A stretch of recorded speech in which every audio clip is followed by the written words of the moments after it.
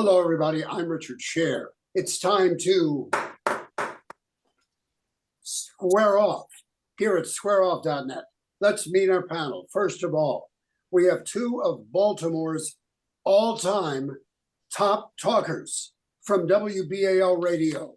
Bryan Nehman, who's on mornings, 5:30 to 10 with C4, and my other favorite show, which is on 2 to 6, Monday through Friday, Torrey, Let It Snow, Let It Snow, Let It Snow. We have the very popular award-winning columnist, playwright, actor. He's just the very best. Dan Rodricks. Dan, welcome back.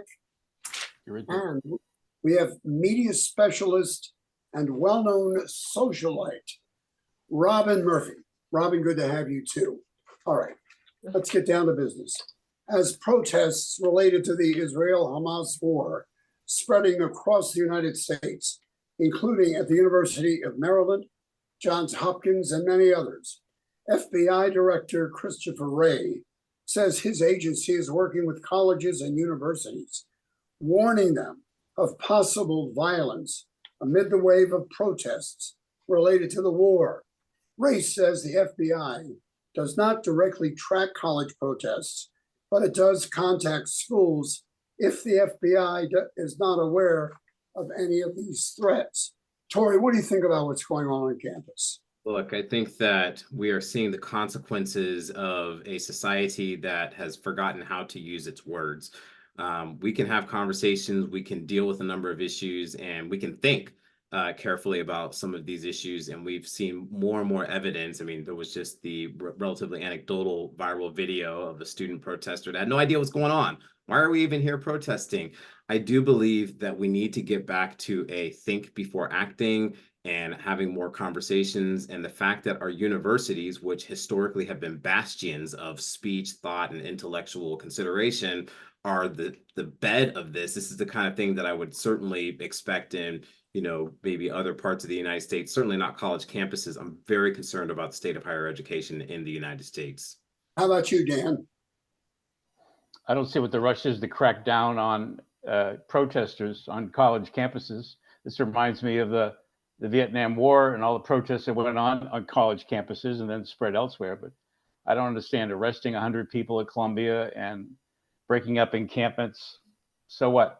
I don't see what the rush is. That creates actually a wave effect when the direct result of the arrest at Columbia were the other universities organized protests, students there. So I don't see what the rush is. Really? Robyn, you're nodding. What did you want to say?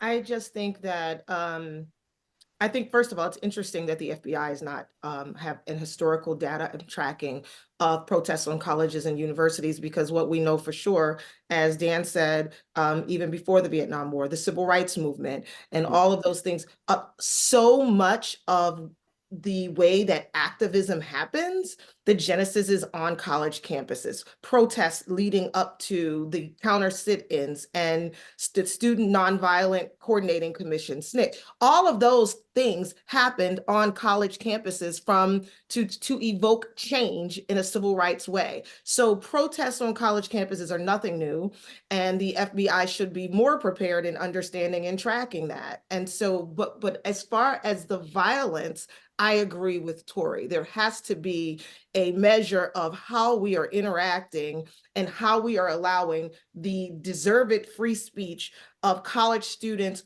on quote unquote both sides to allow them to happen peacefully. Bryan, before we get to you, one of the main centers of the protests, Columbia University in New York. Hundreds of students have occupied the campus for days. More than 100 have been arrested. They're protesting the Biden administration's response to the Israel-Hamas war, calling for a ceasefire and urging Congress to stop selling military aid to Israel and demanding Columbia divest from companies with ties to Israel. Bryan. Yeah, well, I would say that the argument has gone from temporary ceasefire to permanent ceasefire to two-state solution to no Israel to kill the Jews. I mean, that's pretty much how it's escalated over the last couple of months. And yeah, I'm for all protesting on college campuses. Go ahead, protest all you want. But it doesn't mean you get to throw a tent down and stay there for as long as you want. It's not your property. And when the school says you got to move, well, then you got to move. And if you don't move, there's only one thing to do, and that is call the police in. And that's what we're seeing.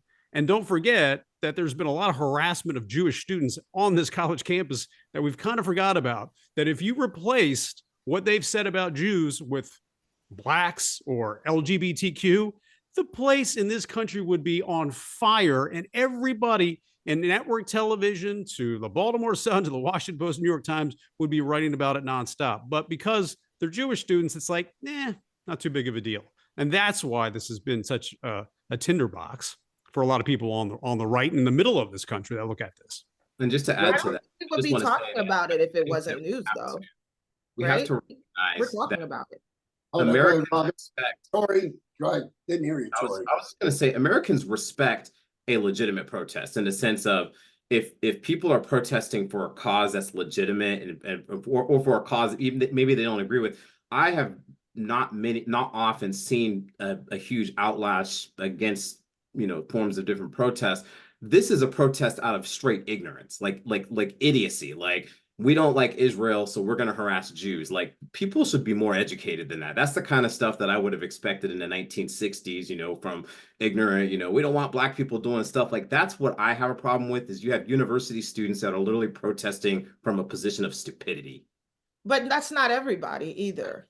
So to minimize the greater group by some outliers who are often put at the center of stuff, that doesn't seem right either. The USC a valedictorian who was asked not to give her speech because she is Palestinian, like, she's an educated person and she had given speeches before that were pro Palestine and potentially, I'm not even sure, anti war, the war on Gaza. So not everybody is in the box that you're saying. There's not like everybody's an idiot. Yeah, well, and not everybody's anti-Semitic either. So we've now boiled down. Yeah, that's what it sounds like is happening. Have you seen the signs? I was about to say, like, I don't know if you guys are watching the same think news that I'm watching, but it's clearly anti-Semitic. I mean, I don't think that's all there. I agree. I think that's horrible, but I don't think that if you're going to reduce this protest of a war that's gone on for since October now, that has claimed the lives of some 30,000 people in Gaza, if you're going to reduce that down to idiocy, stupidity, and anti-Semitism, I think that's narrow-minded. Protesting against the war. They reduced it, right? They have. But you're making everybody. They one reduced at a time, guys. One at a time. Go ahead, Torrey. I just don't buy into the concept of there being a singular they. It is similar to saying that somebody who says Black Lives Matter just by saying that is automatically also saying they hate white people. And that is not a thing either. And so there's no one they. It'd be nice if somebody there then would kick those people out or say, hey, that sign is wrong. That sign is anti-Semitic. Death to these particular students. We shouldn't do human chains to prevent Jewish students from walking around. We shouldn't fly Hezbollah flags. We shouldn't have Hamas flags. We shouldn't say from the river to the sea, those little things. And we should also maybe every once in a while say, you know what? Hamas could end this thing today if they just released the hostages and allowed Israel to come in and look through all the tunnels where they're hiding bombs and everything else. But that never comes up. It's always Israel's fault. Okay, there's still not one they. That's all I'm saying. There's still not one they that they are all anti-Semites. There's not a one they in all these hundreds of thousands of students protesting. But there are a lot of them, at least the rhetoric is, for sure, including the leaders of the Columbia protest unit, who is now on videotape saying that he'd like to see all the Zionists dead. That's what he says. And so, he represents you got to listen to what they say and say, all right, I got you. But he doesn't represent every last protester. He's one of the top people at the Columbia protest who is negotiating with the school. That's what he is. You called it, Bryan. One of. Thank you. Yeah. Okay. One of many. Unfortunately, that's the problem. But not one of every. Okay, just so we're cool on that, when it's not everybody's a Trump supporter, right? Okay. So Not we do that, everybody is right? in anything. There's no one group of they. Well, look, Well, and maybe this is important to bring out, right? The United States as a society, we have been trained to identify and isolate, right? And when we identify and isolate, that's normally how our society has dealt with the racism, the sexism, bigotry, all of those things. It is our pattern to identify bodies that pose a threat to the greater message. Why hasn't anyone within those groups identified these cancerous views, excised them from their arguments, and continue to advance forward? Dan, what do you think of that, Dan? I don't have the answer to that. I don't know. The answer is easy. You can't be here. You're not allowed. You're not part of us. That's easy. Okay. President All right. Biden condemns the anti-Semitic protests at Columbia and other universities like Yale, University of Michigan, New York University. And Dan, the Jewish students are saying that much of the criticism of Israel has veered into anti-Semitism. Dan? The Jewish what has veered into anti-Semitism? I'm sorry, you broke up. Oh, I'm sorry.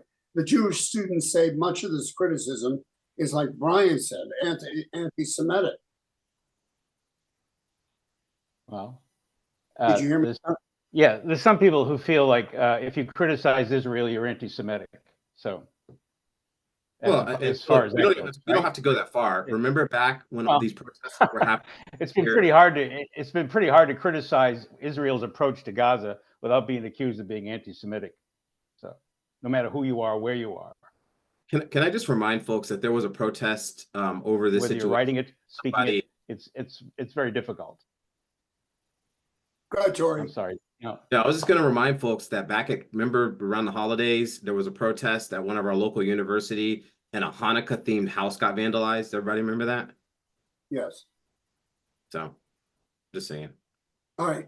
The U.S. Education Department will conclude the topic, has launched a civil rights investigation into dozens of these universities and colleges in response to complaints of anti-Semitism and Islamophobia.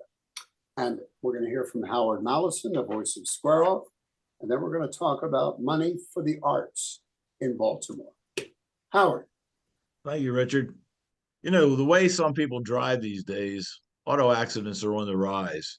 And if your car has been in an accident, the insurance companies cannot tell you where to take your car. That's why more and more people are trusting their auto repairs and auto maintenance to leading edge auto body and mechanical repair. They work on all makes and models, and they offer free pickup and delivery anywhere in the Baltimore area. Give them a call at 410-433-6433 or visit them at 5807 Falls Road in the heart of Mount Washington. They make your car look and run like new again. And Baltimore is one of the best diner towns in the country. And the most popular of them all are the Double T diners. TT means totally terrific. For breakfast, lunch, or dinner, the Double T diner menu offers you so many choices, you'll want to order everything. With locations on Route 40 West, Perry Hall, White Marsh, Annapolis, Pasadena, and the EC Diner in Ellicott City. Plus, Monday nights are lobster nights at By the Docks in Middle River, all part of the Double T family. Back to you, Richard. All right, Howard, thank you. And leading edge auto repair and mechanical, it's unbelievable. You should just take your cars there. We do, and they are really terrific.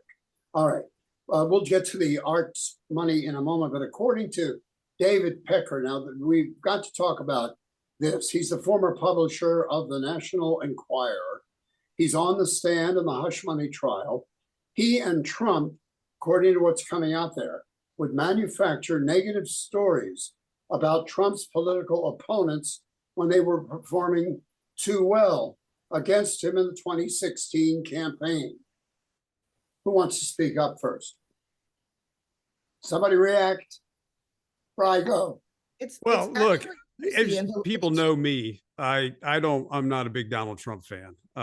There are a lot of things you can get Trump on. This one seemed to be a reach. And what are we talking about? We're talking about covering up an affair that everybody knows happened. Everybody has known about it for quite some time. and he's going to be found guilty of misusing money to prevent a story about him coming out. The federal government looked at it and said, yeah, not really, can't much do there. The Federal Elections Commission looked at it and said, yep, this is similar to John Edwards, but Alvin Bragg has decided to come forward with this because he campaigned on it and he promised to do it. The Pecker situation is one of the ones where I look at it and go, that's pretty dirty. You know, I mean, to think that that's the way things get done. You pay for stuff and you squash stuff. But is it really going to change anybody's perception of Donald Trump? I mean, we've known about this story for how many years now? Go ahead, Torrey. Yeah, no, I mean, guys, jump in anytime you'd like, please. Yeah, look, I think that, you know, when we see situations like this, like Bryan, you know, I'm no stranger to criticizing Trump. I think that part of the problem with this entire system is that it's taking place of when it's taking place, right? This is clearly designed to interfere with an election. This is not a legitimate pursuit of justice, a legitimate trying to do the right thing, because if that were the case, then we would have been having this discussion a while back. Everybody knows that everything about all of these cases is about influencing the election, which in my opinion is a disservice to the justice system, because people can't focus on the judicial arguments that are being made, focusing on the processes that are being done. And look, we all recognized yesterday just how important those processes are, because Harvey Weinstein's conviction got overturned because people were reckless in how they prosecuted. So when you are going to use the justice system in order to bring forward justice, you've got to do it the right way. And anything that you do that threatens the integrity of that is really reckless and really dangerous, in my opinion. That's my concern with the whole thing, is that our justice system is going to be, you know, questioned whether fairly or not. And Dan, there are reports that there are reports that millions of subscribers have canceled their subscriptions to the National Enquirer after learning that the paper manufactures stories that are not. Dan, you print always. Go ahead. What, Dan? Go ahead. People are just discovering that the National Enquirer makes up stuff. That's bizarre. Okay. So when Torrey says clearly designed to interfere with an election, when you say the word clearly to me or anyone, that means you have evidence of that. Clearly. Where is it clear that this is why Alvin Bragg brought the case to interfere with an election? Did the U.S. Attorney's Office in Baltimore bring the case against Marilyn Mosby to interfere with the election? I think U.S. U.S. attorneys. Point, Dan. You stole my point. Prosecutors, state prosecutors, U.S. attorneys, they bring cases when they bring cases. I don't think they think about those things. Maybe at the Justice Department at that level they do, but a state prosecutor looks at 34 instances of business fraud committed by Donald Trump. And I really don't care what the perception is of Donald Trump at this point. I care what the law says. I care to know whether the jury thinks he violated the law or not. That's as far as this goes for me. And clearly, I don't know what clearly is here, Torrey. Sorry, all due respect. When you say clearly designed to interfere, I mean, I don't see it. I don't see where there's the evidence of that. Torrey, you want to respond? Sure. Well, no, look, and maybe so clearly, you know, sir, certainly it's my observation, right? Maybe a better word is apparently. I don't know. We can mince words over words. It's your opinion. Fair enough. I can tell you that a lot of people share the concern that all of this stuff is coming down at one point, right? And the timing of it clearly. I mean, look, we don't even have to go that far, right? When you look at Marilyn Mosby, you brought up Marilyn Mosby and her case. That was the entire premise of her argument, was that it was politically motivated. And I mean, I don't know, right? Maybe it was, maybe that it wasn't. I'm just saying that whenever. Why not clearly? What's that? Why not clearly? What do you mean? Well, she's ribbing you. She's ribbing you a little bit. Oh, clear. Whatever. Yeah. Fair enough, whatever. I think my point is that, you know, we have to be careful about the optics of how we do things, right? This is something like Bryan and I know this very much, right? Things that we say, everything that we examine, not only, it doesn't matter what we intended when we said it, how we say it, when we say it, all of that is scrutinized. And I would think that the Justice Department, anyone that is involved with any of these cases, they should be very, very aware of how this appears, because at the end of the day, the worst thing that can happen in the United States is that people lose confidence in the justice system. And it's already happening. And that's terrifying when people regardless of its truth. Like every day, Donald Trump gets out and what does he do? He gives a speech to the country, or this is all a sham and everything. And whether we like it or not, people believe him. And they internalize that, right? And it can motivate them to march on the Capitol. Like people are reckless at the highest levels of government. We have to understand that when you are in positions of influence, what you say, how your words are interpreted, that is all going to be taken any way. All right, excuse me. Who is reckless at the highest forms of government? Who? I think Merrick Garland. Do you call Donald Merrick Trump. Garland a reckless person? Who is reckless? You just said reckless at the highest forms of government. Who are you talking about? Just in general, right? I'm saying that I think that Donald Trump is the very definition of reckless, right? I will grant. He's fortunately not at the highest form of government right now. Wait a second. Alvin Bragg campaigned on this, and he didn't bring the charges, and then he got criticized for it. The federal government looked at it and said, we don't have enough. And the elections part of it was looked at and they said they didn't have enough. And then Bragg came back and did it. So maybe you don't think there's a possibility of there being some politics in that? And how do you know that the federal law would apply here? This versus the state law applying. Well, there's a judge presiding over this. I assume that the judge. And a judge. Let me finish. If you can shop judges, we know all of this, and you know that, Dan, that you can get a judge, you can get a certain court. If you got a prosecutor who's going to do things, I mean, those things happen all the time. Fine, sure, okay. Bryan knows all about the Manhattan District Court, so he knows all about it. Okay, well, I guess you do. I'm just assuming. I mean, why do you think I know everything about the Manhattan Court? I'm just saying that those are truths. Those are facts. Judge who's we have frozen. Is anybody frozen? No. I'm not frozen. All right.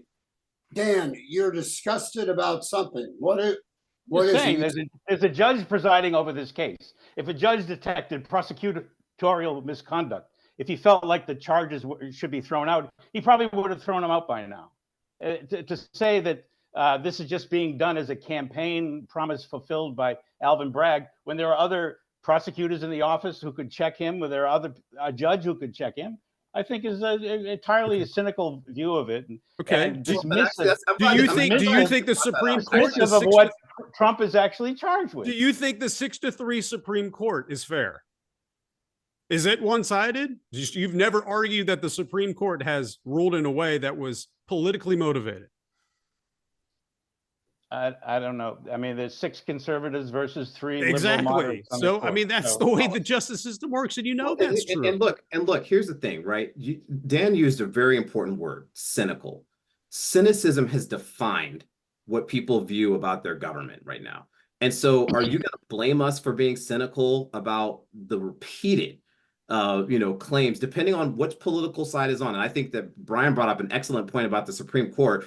Whatever decision the Supreme Court makes that one side likes, everyone agrees it was perfect. There was, the law was executed perfectly. And if the Supreme Court makes a decision that people don't like, it's horrible. These guys don't have any clue what they're talking about. There is nothing about the workings of our government, specifically in our judicial branch, that gives anyone a sense of confidence that it is going to be fair and impartial. Cynicism defines how Americans view this country, and that's the most dangerous threat to democracy that we have. We have to deal with the fact that people are so cynical. We don't know why these charges are brought up. We don't know, what was their true motives going on. If we could somehow bring ourselves to a place to where no matter what the process is, people feel confident that the right thing is being done, that would do our nation the greatest service ever. What I can say is that bringing up a ton of indictments, opening up court cases, months before a presidential nomination, that doesn't help anything to deal with the cynicism that Americans feel towards this government.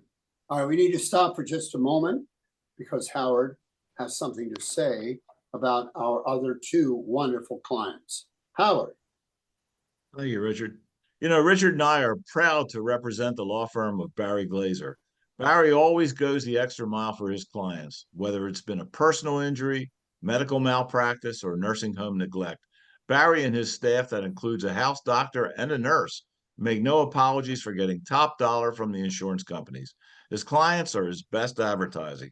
So next time you need a lawyer, give Barry Glazer a call at 410-547-8568. He gets results. Tell him Richard Sher sent you. Do that. And for special occasions, group get-togethers, or just date night, Pappas restaurants and sports bars belong on the top of your list. Enjoy their award-winning crab cake, or as Richard calls it, the Fab Cake, and a great selection of steaks, seafood, and other mouth-watering treats. Pappas is Oprah's favorite, and they ship their crab cakes all over the country. 4 locations, including their newest sports bar and restaurant in Bel Air. So Pappas food, service, and atmosphere is second to none. Back to you, Richard. Delicious crab imperial. Robyn, I'll have to take you to dinner. Okay. Thank you. We have just a few minutes left. I want to talk about Baltimore Mayor Brandon Scott's announcement about the distribution of almost $4 million to more than 24 arts groups in Baltimore, with an emphasis on those that serve racial minorities and, according to the mayor, have been underrepresented. He mentions the National Great Blacks in Wax Museum, the Reginald F. Lewis Museum, the Hippodrome Foundation, however, missed the cut, and they're not too happy about this.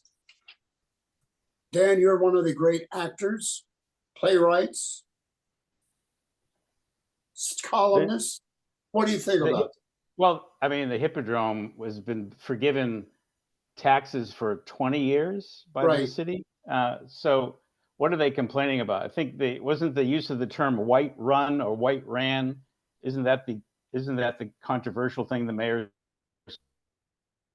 Right. said He's when he pointed out that the larger institutions are white, are directed by predominantly white staffs and executives? Isn't that the? Yes. Because otherwise, I don't, see what the controversy would be here, because the mayor is trying to feed smaller arts organizations. Robyn, you're into the arts. What are your thoughts? I am. I think he inartfully said a truth. That's He inartfully in an arts said a truth, and that is that that predominantly white institutions of arts and culture have been funded very well over the years, and that this round of funding for ARPA was equity centered, and it was to be equity centered for these arts organizations. And I just think that the mayor inartfully said a truth. Black run and smaller grassroots arts organizations are historically underfunded. It's just that simple.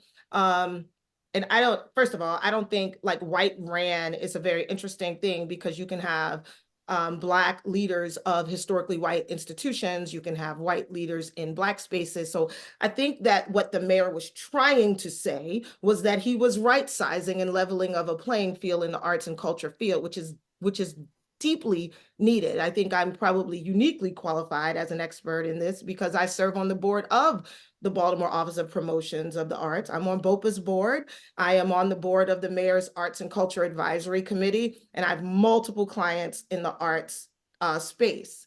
And we know for sure that access and equity in cultural and arts institutions has historically been underfunded and underrepresented in minority communities.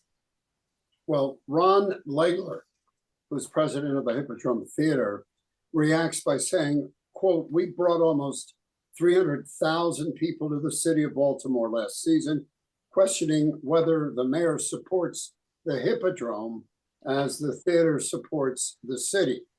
Your thoughts, Torrey? We talked a little bit about some of this, and I kind of agree with Ms. Murphy on this, that the mayor was conveying a truth in the sense that, from my perspective, it kind of highlights the devastating consequences of government dependency, right? The reason predominantly white institutions are well funded is because a lot of the people that are the boosters for this are generally people that have wealth, right? They own, right? They invest, they put into these things. Philanthropists invest into this. In my opinion, we have seen the African-American role in the arts sizably diminished since the 1950s with the implementation of the social services industrial complex, in which we traded off a robust investment in the arts, right? In Baltimore City, it was a hub. Anyone that knows Baltimore City's history knows that there was, I mean, the arts were just flowing everywhere. Well, we gave all that up, right? And we traded it for promises from the government. And look at us now, 2024, 70 years later, with all of this public monies that have been flowing in, and we have to be happy that we're getting scraps from a government. That is, for my opinion, just a reminder of how the government never fixes anything. It creates dependencies, maintains that dependency. And so then you have Brandon